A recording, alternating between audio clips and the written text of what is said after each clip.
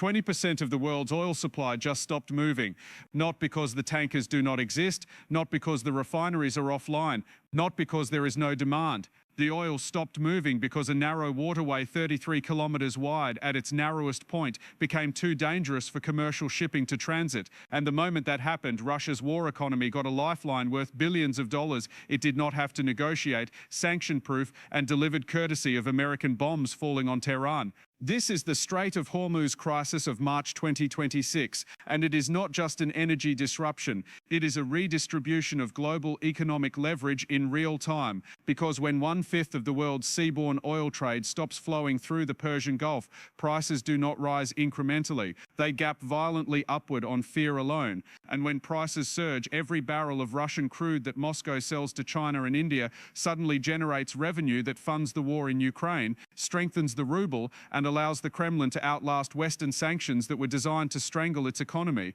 Iran closed the strait to hurt the United States. Russia is the one reaping the reward. Here is how a regional war became a global energy crisis, how a choke point that has never fully closed in modern history went from moving 20 million barrels per day to near zero traffic in 72 hours, and why the country benefiting most from the chaos is not the one firing the missiles. The Strait of Hormuz is not just important, it is irreplaceable. It is a narrow passage of water between Iran and Oman that connects the Persian Gulf to the Gulf of Oman and the open ocean beyond. 21 miles wide at its narrowest point, 2 shipping lanes, each about 2 miles wide, running in opposite directions, and through those lanes pass the oil exports of Saudi Arabia, Iraq, the United Arab Emirates, Kuwait and Qatar, roughly 20 million barrels per day in 2024. That is 20% of global seaborne oil trade. It is 27% of all petroleum liquids moved by tanker worldwide, and 84% of the crude oil and condensate that transits the strait is bound for Asia.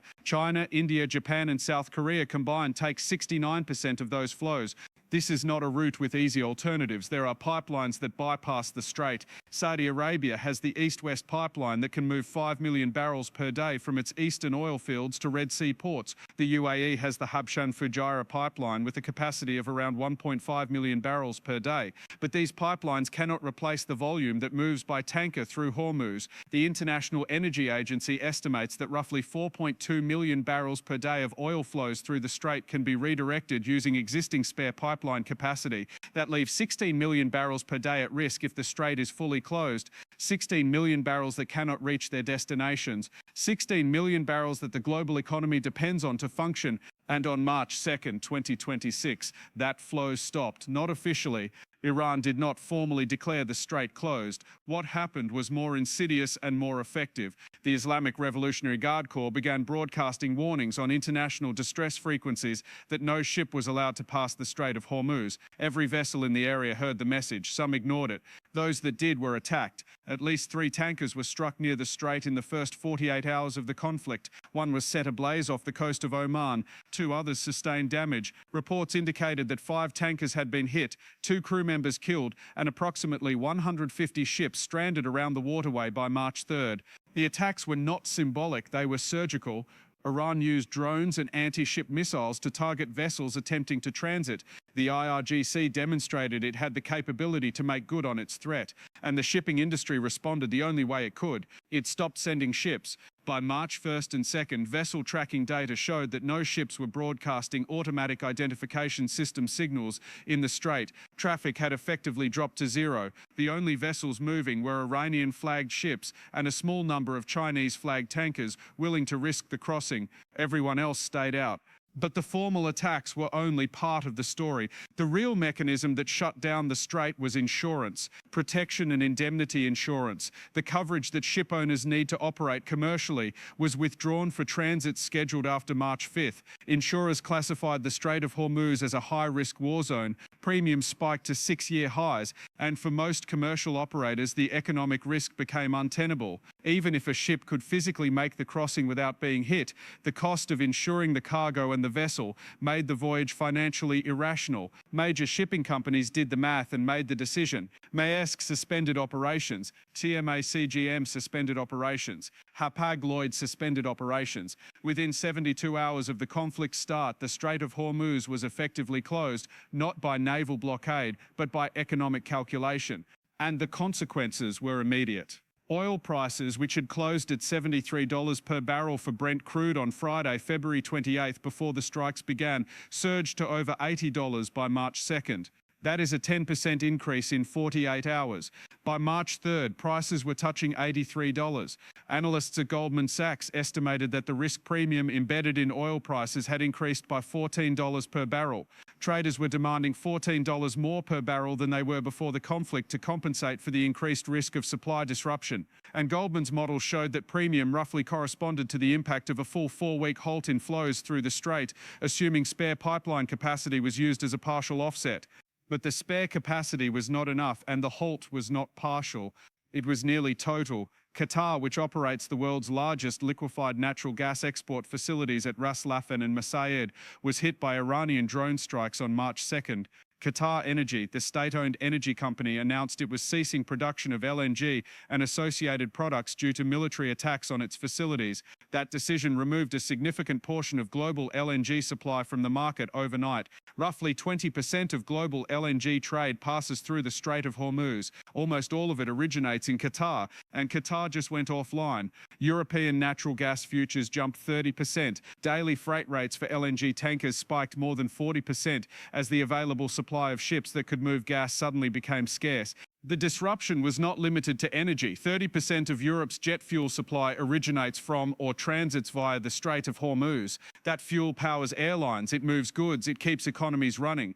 And it stopped flowing. Shipping routes were being rerouted around Africa's Cape of Good Hope, adding weeks to transit times and billions in additional costs. The Suez Canal route, already under pressure from Houthi attacks in the Red Sea that had resumed on February 28th, became even less viable. Yemen's Houthi forces, aligned with Iran, announced they would resume targeting commercial shipping in the Red Sea in solidarity with Tehran. That closed the second major route. Shipments that would normally take 2 weeks from the Gulf to Europe were now taking 4 to 5 weeks and costing exponentially more. Asia felt it first and worst. Japan, which sources 95% of its crude oil from the Middle East and 70% of which transits Hormuz, immediately requested government permission to tap strategic petroleum reserves. South Korea's stock market suffered its largest single-day crash since the 2008 financial crisis, dropping 12% and triggering circuit breakers on March 4th.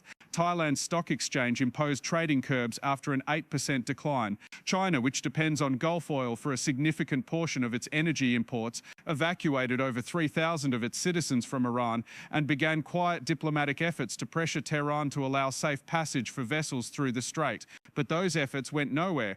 Iran's position was clear: the strait stays closed until the bombing stops. And the bombing did not stop. The United States and Israel continued Operation Epic Fury. By March 6th, US Central Command reported it had struck over 3,000 targets inside Iran. The campaign was not slowing, it was intensifying, and every day the campaign continued. The Strait of Hormuz remained a no-go zone for commercial shipping, which meant that every day 20 million barrels of oil that should have been moving to refineries in Asia and Europe stayed in storage tanks in the Gulf. And every day that oil did not move, the global supply deficit widened and prices climbed higher. By March 5th, oil prices were approaching $91 per barrel. That is an increase of roughly 25% from pre-conflict levels.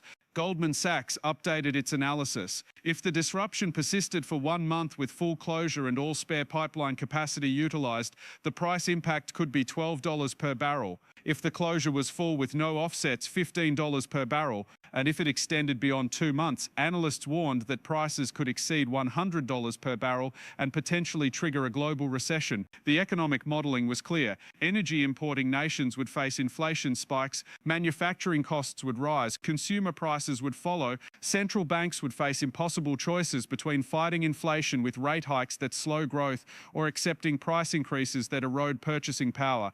But one country was not facing impossible choices. One country was facing a windfall: Russia. And the mechanism was straightforward. Russia exports oil, lots of it. Even under Western sanctions, Russia has continued selling crude to China and India, which have become its largest customers. In 2024 and 2025, as Western buyers cut off Russian oil following the invasion of Ukraine, Moscow redirected those flows eastward. China bought Russian oil at discounted prices. India did the same. And those sales kept Russia's Russia's war economy running. But the sanctions and price caps imposed by the West had constrained how much revenue Russia could generate.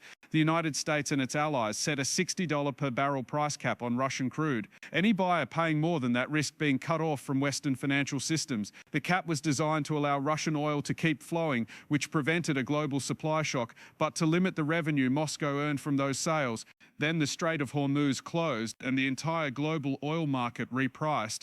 When Brent crude hits $85 or $90 per barrel, Russian oil does not stay at 60. It rises too. Maybe not as much. Maybe Russian oil's crude trades at a discount to Brent because of sanctions and logistical challenges. But that discount narrows when supply is tight, and when every barrel matters, buyers pay more. China and India, facing potential shortages as Gulf supplies are cut off, become less price sensitive. They need the oil. Russia has it. And suddenly the price cap becomes irrelevant because market prices are rising faster than the cap constrains them. A senior executive at a major Western energy trading firm speaking to Reuters anonymously said the quiet part out loud. Our ships will stay put for several days, meaning Western tankers are not moving Gulf oil, meaning China and India, which need oil to keep their economies running, have fewer options, meaning Russian oil becomes more valuable. Ellen Wald, president of Transversal Consulting, told CNBC the implications directly. Putin's got to be thrilled because anything that raises the price of oil is good for him. He's definitely able to say, if you can't get oil from the Gulf, hey, we've got a great supply. And he does. Russia is not subject to the disruptions affecting the Gulf. Its oil exports move via pipeline and Baltic seaports. The Strait of Hormuz crisis does not touch Russian logistics, but it absolutely touches Russian revenues. When oil prices rise 25% in a week, Russian export earnings rise too, and those earnings fund the war in Ukraine. They pay soldiers, they buy ammunition, they sustain the defense industrial base that is grinding out artillery shells and drones. Russia's economy has been under pressure from sanctions for over 3 years. The ruble has weakened, inflation has spiked, growth has slowed, but oil revenues have kept the system afloat. And now, courtesy of a war Russia did not start and is not fighting, those revenues are surging. The OPEC Plus group, which includes Russia, announced on March 2nd that it would increase production by 206,000 barrels per day starting in April to counter the potential supply shortfall from the Hormuz closure. But that increase is modest. It does not replace 16 million barrels per day. It is a signal that producers see an opportunity, and Russia, as a member of OPEC Plus, benefits from the coordinated response. Higher prices, controlled supply increases, maximum revenue extraction from a crisis Moscow did not create but is happy to exploit. The Kremlin has not said much publicly. Spokesperson Dmitry Peskov, when asked about the Iran conflict, said Russia is in dialogue with Iranian leadership and will continue that dialogue. He did not condemn the American strikes with the same vehemence that China's Foreign Minister Wang Yi used. He did not threaten consequences. He just noted that Russia and Iran talk, which is true and insufficient. Because while Russia talks to Iran, it also benefits massively from Iran's decision to close the Strait of Hormuz, and that creates a perverse incentive. Russia has no interest in seeing Iran completely destroyed, but it has a strong interest in seeing the war continue long enough to keep oil prices elevated. Every week the strait stays closed is another week of higher revenues for Moscow. Every barrel of Gulf oil that does not reach market is another barrel of Russian oil that commands a premium price. The geopolitical irony is thick. The United States launched Operation Epic Fury to degrade Iran's military capabilities and prevent it from developing nuclear weapons. The campaign has been effective. Over 3,000 targets struck. Iran's air defenses suppressed. Its ballistic missile infrastructure damaged. Its leadership decapitated. But the campaign has also triggered the exact outcome that most benefits America's primary strategic adversary. Russia is the country the United States has been trying to weaken through sanctions and economic isolation. And now, because American bombs are falling on Iran and Iran is retaliating by closing the Strait of Hormuz, Russia is getting an economic boost worth tens of billions of dollars. The estimates vary, but the math is brutal. If oil prices stay elevated by even $10 per barrel above pre-conflict levels, and Russia exports roughly 5 million barrels per day, that is an additional $50 million per day in revenue. Over a month, that is $1.5 billion. Over 3 months, $4.5 billion. And those are conservative estimates. If prices spike to $100 per barrel and stay there for an extended period, the revenue windfall for Russia could be enormous, enough to fully fund its military operations in Ukraine, enough to replenish depleted stockpiles, enough to outlast Western economic pressure. And the West knows it. European officials are acutely aware that the Iran conflict is creating conditions that benefit Russia, but they have limited options. They cannot force Iran to reopen the strait. They cannot compel shipping companies to resume transits when insurance is unavailable and the risk of attack is real. They cannot magically replace 20 million barrels per day of supply with alternatives that do not exist. They can release strategic petroleum reserves, which the United States has done before, but those reserves are finite. They can provide a buffer for weeks or months, not years. And releasing reserves does not address the underlying problem, which is that a critical choke point is closed and the country closing it has no incentive to reopen it as long as American bombs are falling. Qatar's Energy Minister Saad Sharida Al-Kaabi made this explicit on March 6th. He warned that if the war continues, other Gulf energy producers may be forced to halt exports and declare force majeure. Force majeure is the contractual clause that allows a party to suspend obligations due to extraordinary circumstances beyond their control. If Saudi Arabia or the UAE declare force majeure on oil contracts because Iranian missiles are targeting their infrastructure, the global oil market enters uncharted territory. Those two countries alone export over 10 million barrels per day. If their flows stop, even partially, prices do not just rise, they explode, and Russia benefits even more. The crisis also exposes the limits of American energy independence as a shield against global disruptions. The United States is no longer dependent on Middle Eastern oil. American shale production has made the country a net exporter. Domestic supply can meet domestic demand. But the United States is not insulated from global price shocks. Oil is a globally traded commodity. When Brent crude hits $90 per barrel, gasoline prices in the United States rise too. American consumers pay more at the pump, even though the oil is not coming from the Gulf. And politically, that matters. President Trump has said he is not concerned if gas prices go up. If they rise, he stated. But rising gas prices are political poison in the United States. They erode consumer confidence. They fuel inflation. They create economic headwinds that presidents pay for at the ballot box. So the United States is in a bind. It wants to continue degrading Iran's military capabilities, but continuing the campaign keeps the strait closed. And keeping the strait closed benefits Russia, harms American allies in Asia and Europe, and creates domestic political problems. The only way to reopen the strait is to end the war or to force Iran to reopen it through military action. Ending the war means accepting that Iran's government survives in some form, which undermines the stated objective of the campaign. Forcing Iran to reopen the strait through military action means escalating to a level that risks even broader conflict and potentially draws in Russia or China more directly. Meanwhile, ships sit idle. Over 150 vessels are anchored outside the strait, waiting for conditions to change. Their cargoes are stranded. The oil they carry is not reaching refineries. The goods they transport are not reaching ports. And every day they wait, the global economy absorbs another round of supply shocks and price increases. Japan is tapping strategic reserves. South Korea is negotiating emergency fuel supplies from alternative sources. European countries are rationing jet fuel and considering economic stimulus to offset the energy price spike. India is pressuring China to use its influence with Iran to reopen the strait, but China is doing the bare minimum. Beijing wants the war to end because disruption harms Chinese manufacturing, but China is also buying Russian oil at attractive prices and benefits indirectly from the supply tightness that keeps Gulf barrels off the market. The Strait of Hormuz has been a flashpoint for decades. Iran threatened to close it during tensions in the 1980s and mined the waterway, prompting US military action. It threatened closure again in 2012 when sanctions were tightened. It has periodically harassed ships and conducted military exercises in the strait to demonstrate its capability, but it has never fully closed the passage for an extended period, until now. And the reason it has never closed it before is that doing so harms Iran as much as anyone. Iran exports oil too, not as much as Saudi Arabia or the UAE, but it still depends on energy revenues. Closing the strait cuts off its own export routes unless it can move oil overland, which is limited. But in March 2026, Iran is already under attack. Its economy is already being destroyed by American airstrikes. Its oil infrastructure is being targeted. Its revenues are collapsing regardless of whether the strait is open or closed. So the cost of closing the strait is marginal for Iran. It is already paying the price. But the cost to the rest of the world is massive, and Iran knows it, which is why the strait stays closed. It is Iran's leverage, the only card it has left to play, and it is playing it.